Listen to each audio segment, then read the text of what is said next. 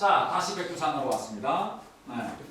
여러분 이런 거 진짜 믿으세요? 북한 사람들이 이야기하는 것처럼 우리 하늘의 기가 백두산으로부터 내려와서 그 백두의 기를 받으면 그러면 진짜 김씨 일가처럼 그 어떤 메시지를 받아가지고 예?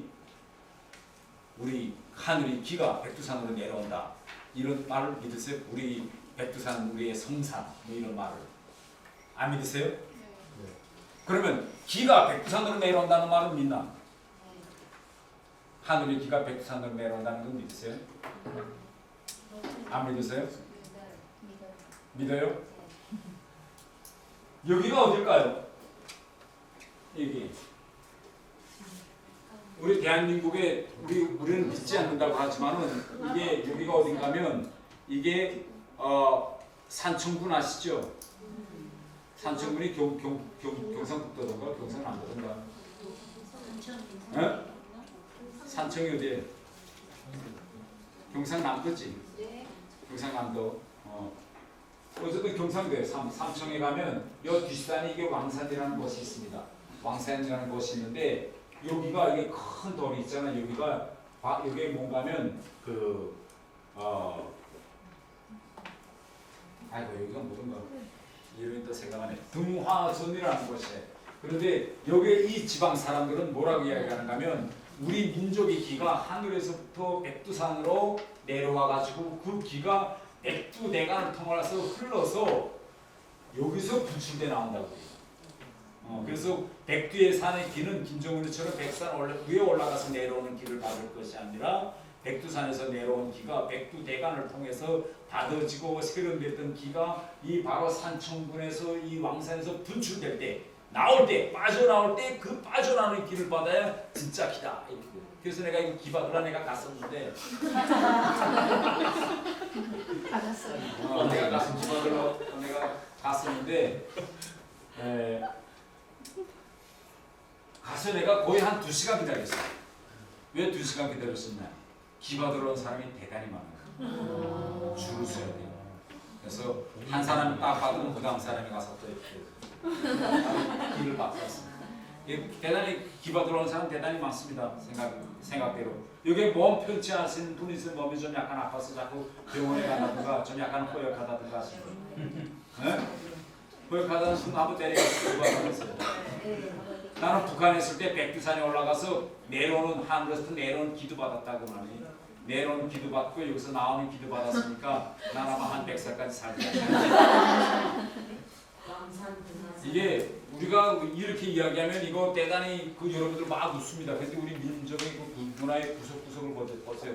여러분 지금 우리가 시중에 화제깔이 되는 책 있죠? 반일정족주의라는 책. 반일정족주의라는 책 보셨어요? 반일정족주의에서 기본 원전 중에 하나가 뭐냐? 바로 이겁니다.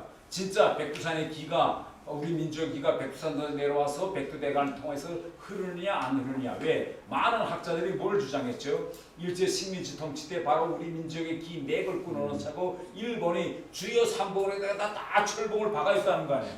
근데 반일정족주의에서 이용훈 선생은 그건 거짓말이다. 그건 국토 이거 측량 이런 걸 위해서 박았지 민족의 기를 꽂기 위해서 이렇게 흐르는 길을 꽂기 위해서 이렇게 철봉을 박은 건 아니다. 이렇게. 북한은 뭐라고 주장하죠?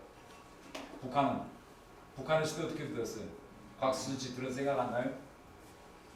민족의 기가 백두산에서 내려와서 우리 백두대간을 통해서 흐르는데 이걸 꽂기 위해서 일제 때 일본이 다 이거 철봉을 박았다. 북한이 이렇게 교육해 철봉 박았다 해서 북한은 온 주민들 병원에서 다 뽑았어요. 북한 정쪽으로 있는 거. 지금 우리 정부가 쓰고 있는 국세 도장 어디서 만들었을까요? 어? 국세 여기서 만들었어요. 여기 가면 국세 만들어 온 거 있습니다. 왜? 기가 여기서 빠져나오기 때문에 빠져나오는 것에서 국세를 만들어요. 그러니까 우리는 여러분들 호응하다고 생각하지만 막상 국세를 만들자라고 하면 어디서 만들까? 장소를 정하면 풍수학자들이 딱 뭐라고 하냐면 백두산에 가서 만들면 더 좋겠는데 백두산에 갈 수 없으니까 백두산에 기가 빠져나오는 것이 바로 이 산청 왕산 여기에 동화전입니다. 그래서 여기 가면 국세전이라는 게 있어요. 최민승 선생도 가서 기 한번 받으세요. 네, 가서.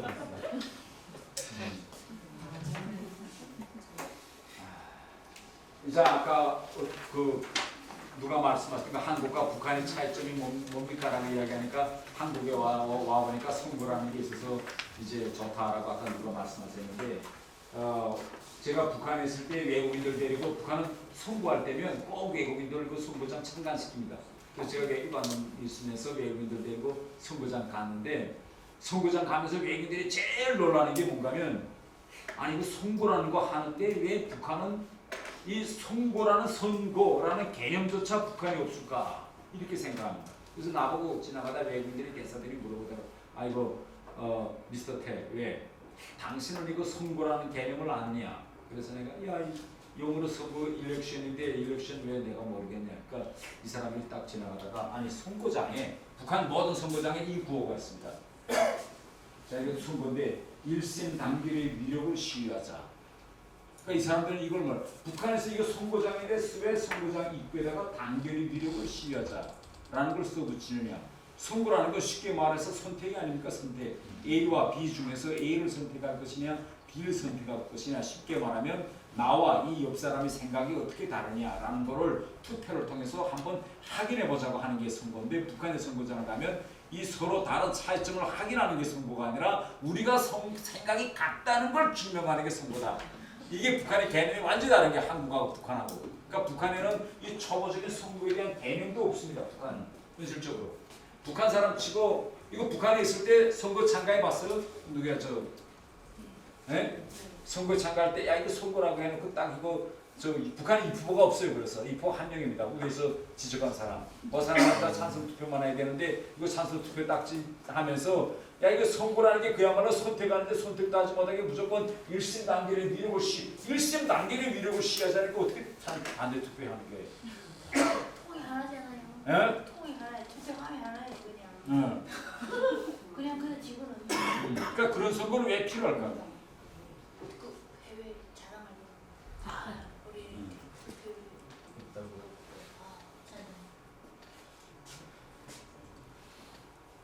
이거 최근에 이제 북한이 얼마나 변화되고 있는가라는 거를 이거 최근 이거 북한 TV 한 장면을 통해서 한번 좀 봅시다. 여기까지 보고 이제 끝낼게요.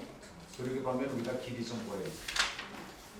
제국주의자들의 반사회주의적 책동이 그러니까마다 너무 악랄하게 풀어주고 있는 오늘의 현실은 정신을 지려도 백두의 생명중 신을 노래와 춤을 추어도 우리 장단에 맞추고 오차림과 권리단장을 내도 강성국가 건설의 참전자답게 혁명적이며 민족 고유의 전통을 적극 살려나갈 것을 절박하게 요구하고 있습니다. 그런데 지금 일부 주민들 특히 강성국가 건설의 불격대 주력이 되어야 할 청년들이 적들이 던져주는 미끼를 아무런 꼴에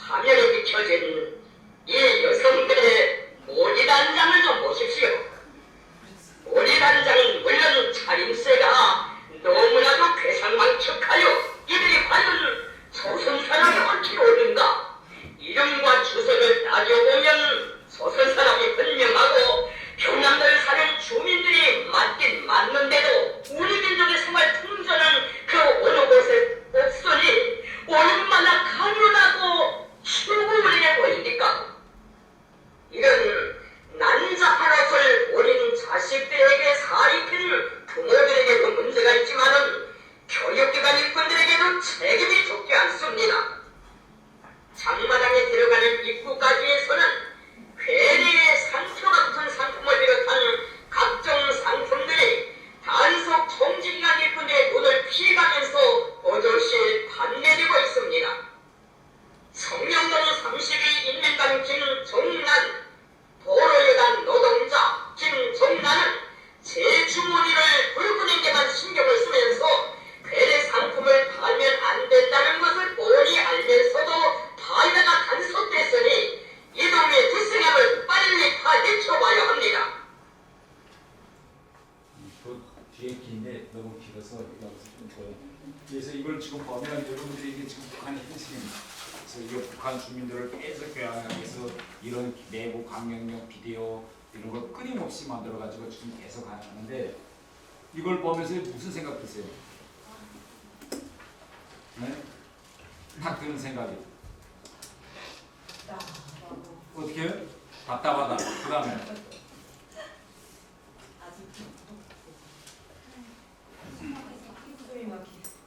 그 정권이 뭐랄까요?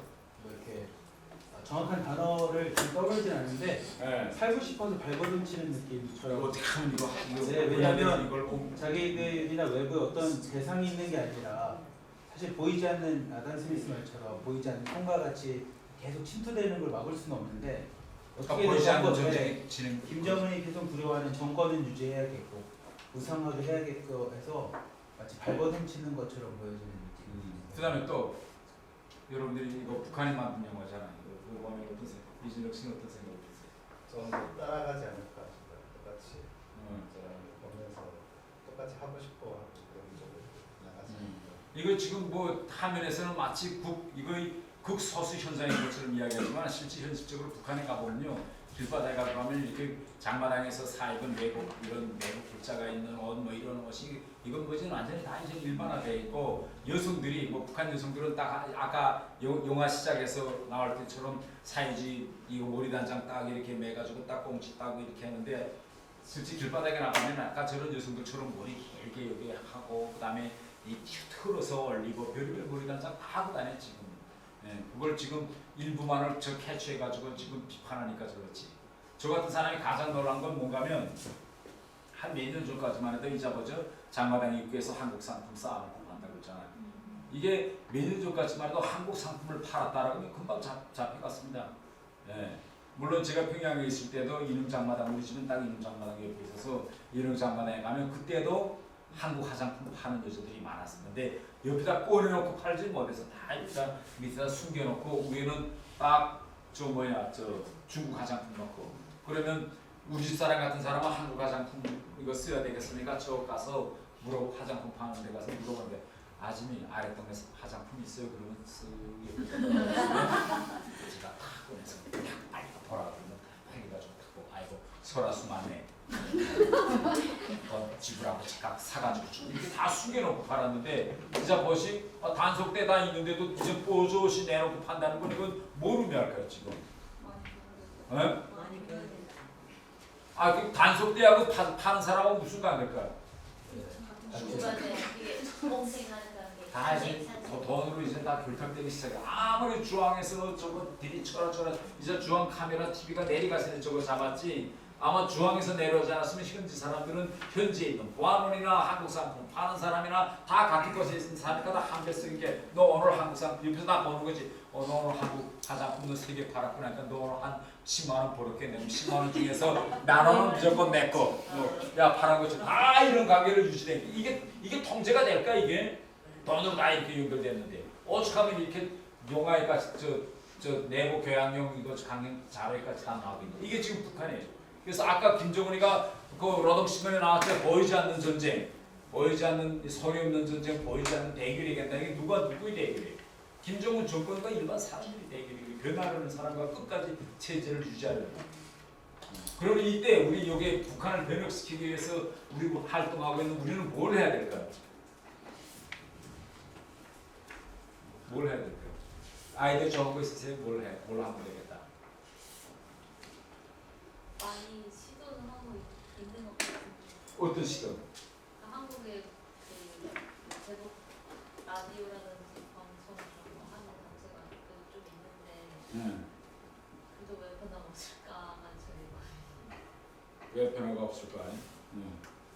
그래서 이런 걸 좀 우리 같이 한번 고민해 봅시다. 우리가 이 북한에서 체제 변혁을 이루려면 어떤 일을 해야 할 것인가. 이게 우리 이번 남북동행 아카데미 1기 강의인데 좋은 기간 우리 끝날 때까지 이런 걸 같이 고민하고 해보자는 겁니다. 많은 사람들은 이렇게 생각해요. 야, 저거 북한의 김씨 정권이 언제 무너질까? 언제 무너질지 우리 누구도 몰라요. 그러나 한 가지만은 명백해요. 이건 무너진다. 저건 이사도 봤죠?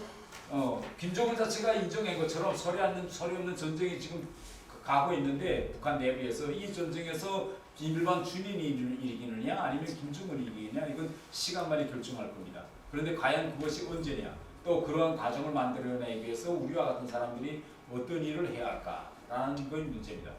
자본주의 시스템하고요 이 공산주의 시스템하고 본질적인 구조적인 큰 차이점이 하나 있습니다.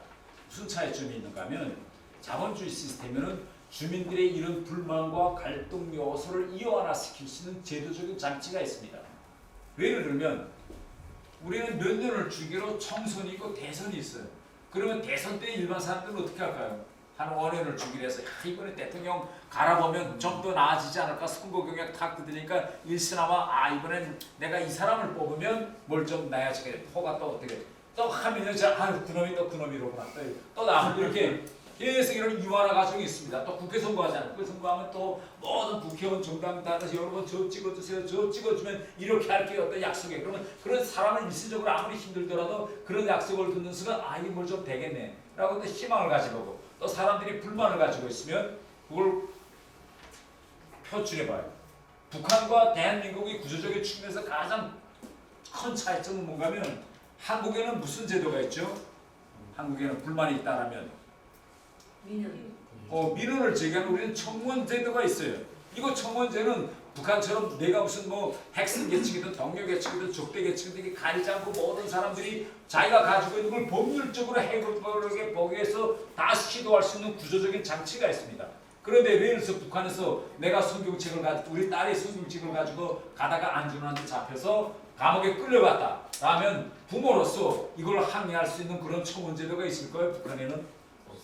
없어요. 그러니까 북한은 이게 한국과 구조를 다 했습니다. 그렇기 때문에 이렇게 강제적인 방법으로 억누르는 시스템은요 무슨 문제가 있느냐면 이런 시스템이 무너질 때는 매우 빠른 속도로 급격하게 무너집니다.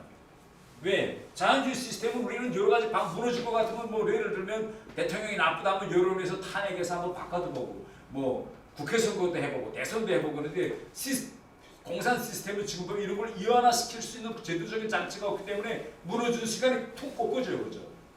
루마니아 차우세스쿠 대통령 루마니아 차우세스쿠가 무너지는 데는 얼마나 시간이 걸렸을까요? 네? 몇 년? 차우세스쿠가 무너질 때는 다음 강의에서는 차우세스쿠가 무너지는 걸 한번 화면을 보여주겠는데 사람마다 계산이 다 달라요. 어떤 사람은 하루 걸렸다. 또 어떤 사람은 안에 한 4시간 걸렸다. 뭐 어떤 사람, 저 같은 사람은 25분이 걸렸어. 25분 동안에 차우세스쿠라는 그 어마어마한 독재자가 순간에 홈거집니다.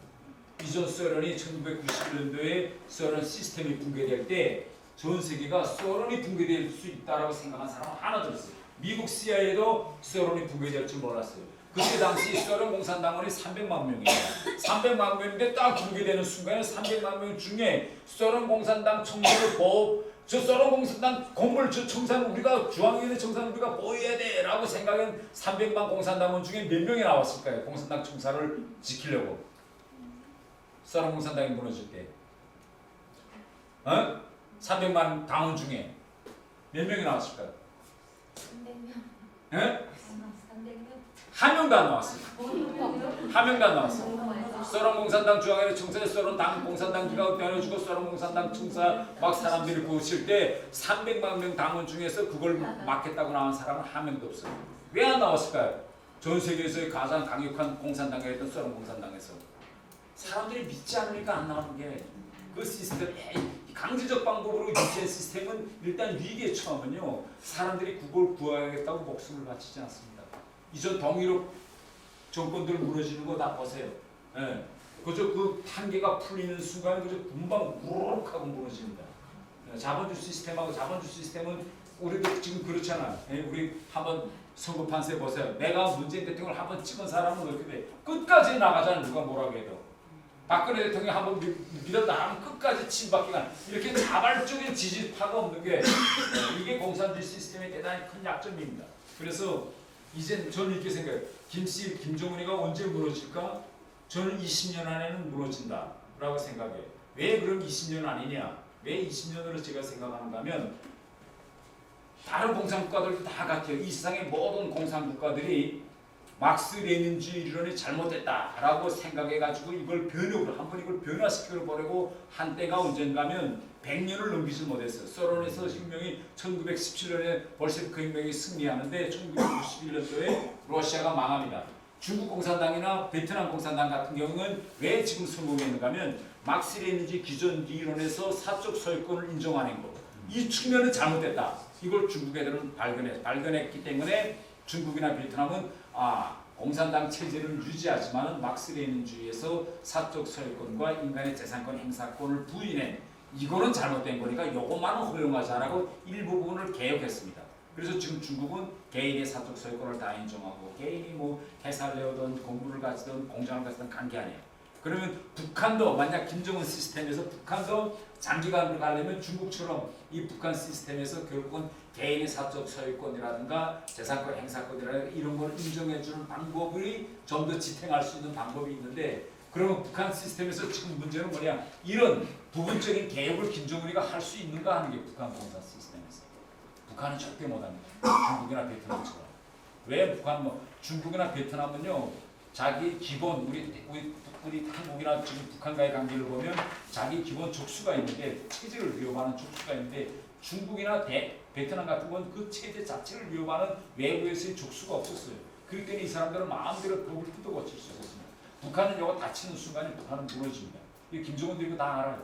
알기 때문에 절대 북한에서는 이런 중국이나 베트남 같은 이런 부분적 개혁을 할 수가 없습니다.